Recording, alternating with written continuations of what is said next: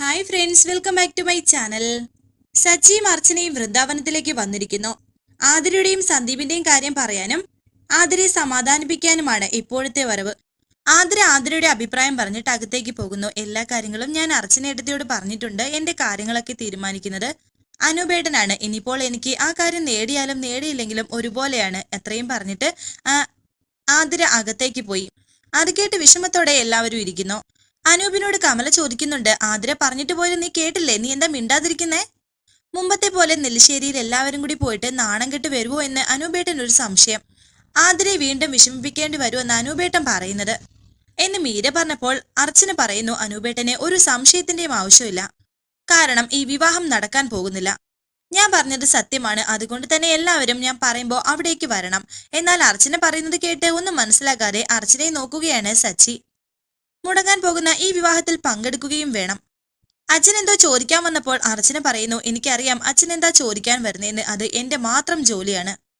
എന്റെ അനീതിക്ക് വേണ്ടി ഈ ചേച്ചി ഏറ്റ് നടപ്പാക്കാൻ പോകുന്ന ജോലി. അനൂപേട്ടനടക്കം ഇവിടെ ഉള്ളവർക്ക് അർച്ചനയെ വിശ്വാസമാണെങ്കിൽ നിങ്ങൾ വരണം. ഞാൻ കാരണം ഒരു തവണ നിങ്ങളുടെ തല താഴ്ന്നു. ഇനി അത് ഒരിക്കലും ഉണ്ടാകില്ല, ഉറപ്പ്.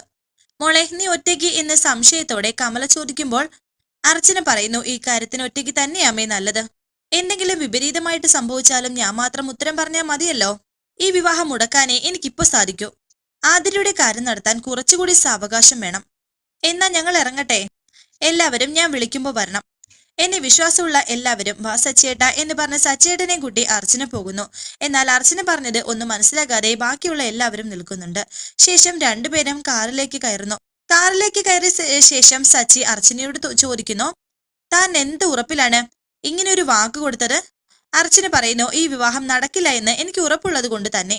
എല്ലാം ശരിയാക്കാനേ അത്രയും പറഞ്ഞ് അവർ രണ്ടുപേരും അവിടെ നിന്ന് പോകുന്നു.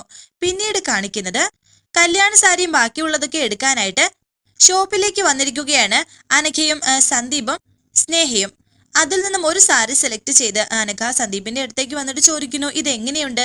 സന്ദീപിന് ഓക്കെ ആണെങ്കിൽ എനിക്ക് ഓക്കെയാണ്. എന്നാൽ ഇതൊന്നും താല്പര്യമില്ലാതെയും ഇഷ്ടമില്ലാതെയും നിൽക്കുകയാണ് സന്ദീപും സ്നേഹയും. സന്ദീപ് ഒന്നും മിണ്ടുന്നില്ല. നോക്കട്ടെ, ഇത് കൊള്ളാം അനഘ, ഇത് നിനക്ക് നന്നായിട്ട് ചേരുന്നുണ്ടെന്ന് സ്നേഹ പറയുന്നു. അങ്ങനെ സന്തോഷത്തോടെ അനഘ പോയി. സന്ദീപേട്ട എന്താ ഈ കാണിക്കുന്നതെന്ന് സന്ദീപിനോട് സ്നേഹ ചോദിച്ചപ്പോൾ സന്ദീപ് പറയുന്നു, പിന്നെ ഞാൻ എന്ത് ചെയ്യണം? അവളുടെ താളത്തിനൊത്ത് തുള്ളണോ? ഈ വിവാഹം നടക്കാൻ പോകുന്നില്ലെന്ന് നമുക്ക് നന്നായിട്ട് അറിയാം. ഇവളോടും അവന്തികയെടുത്തിയോടും അർച്ചനെടുത്തി പറഞ്ഞിട്ടും പിന്മാറാത്തതല്ലേ? അപ്പോ അവർ അനുഭവിക്കട്ടെ എന്ന് വെക്കണം.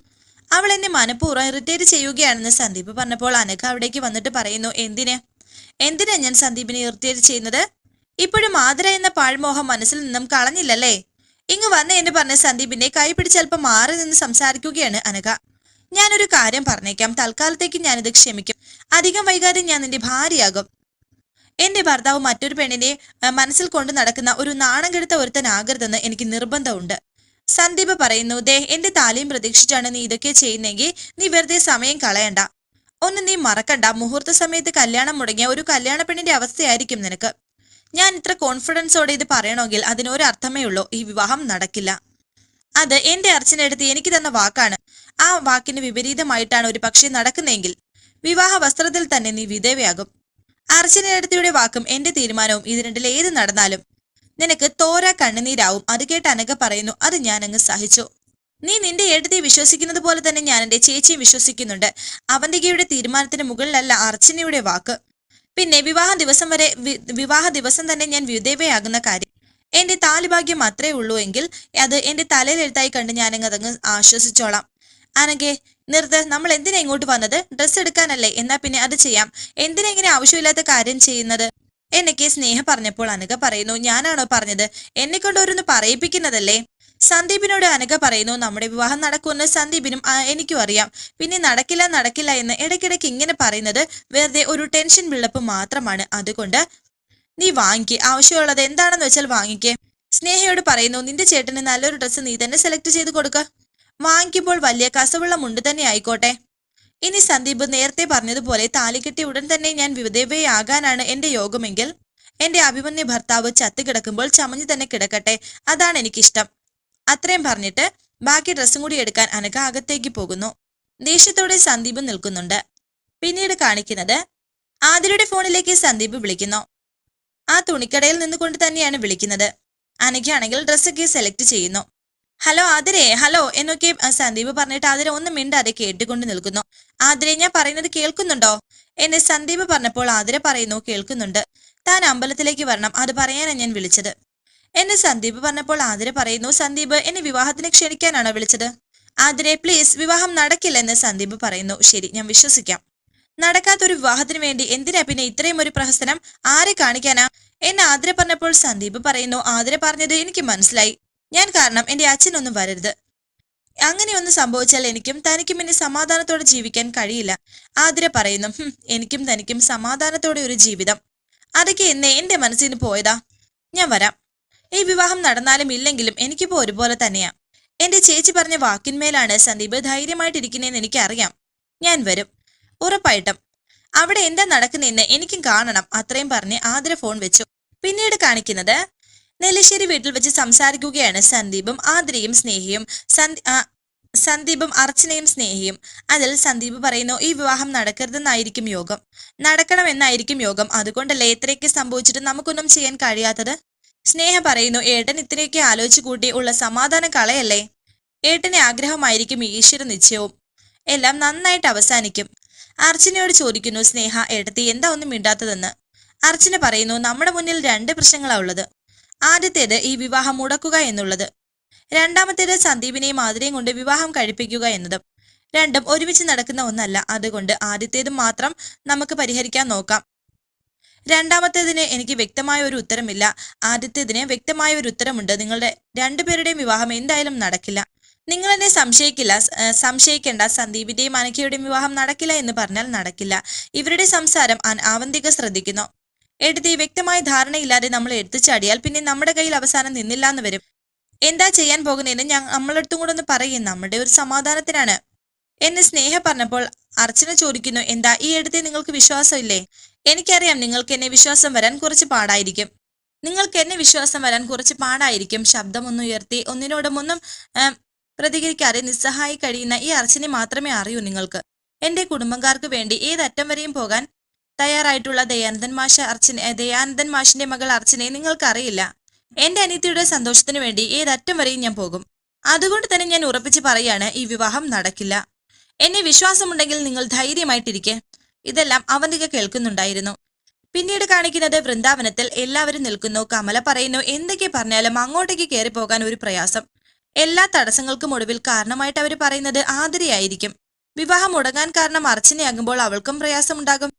എന്ത് സംഭവിച്ചാലും നമ്മുടെ മക്കളായിരിക്കും പ്രതിസ്ഥാനത്ത്. എല്ലാം അച്ചുമോൾ ഏറ്റിട്ട് പോയതല്ലേ കമലെ. അവൾ അത്രയ്ക്ക് ആത്മവിശ്വാസത്തോടെ പറയുമ്പോൾ പിന്നെ നമ്മൾ എന്ത് ചെയ്യാനാണെന്നൊക്കെ മാഷ് പറയുന്നു.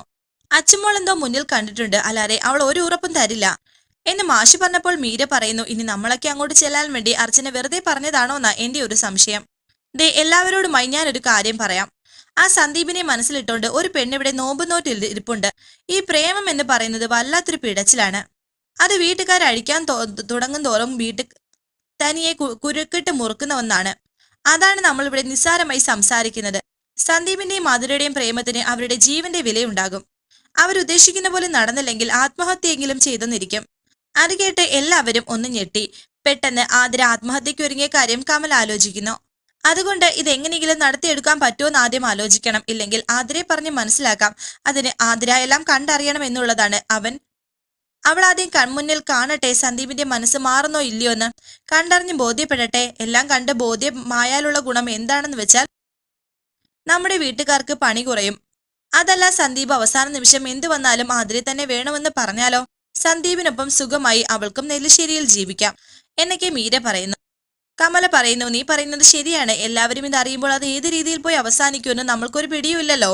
അതല്ല മോളെ, സന്ദീപും അനഘയും തമ്മിലുള്ള വിവാഹം മുടങ്ങിയാൽ അവർ ആതിരയും സന്ദീപുമായിട്ടുള്ള വിവാഹത്തിന് സമ്മതിച്ചില്ലെങ്കിൽ അവിടെ തീർന്നില്ലേ എല്ലാം എന്ന് മാഷി പറഞ്ഞപ്പോൾ കമല പറയുന്നു, അതൊക്കെ ഓർത്തോണ്ടാ ഞാൻ ഈ പറയുന്നത്.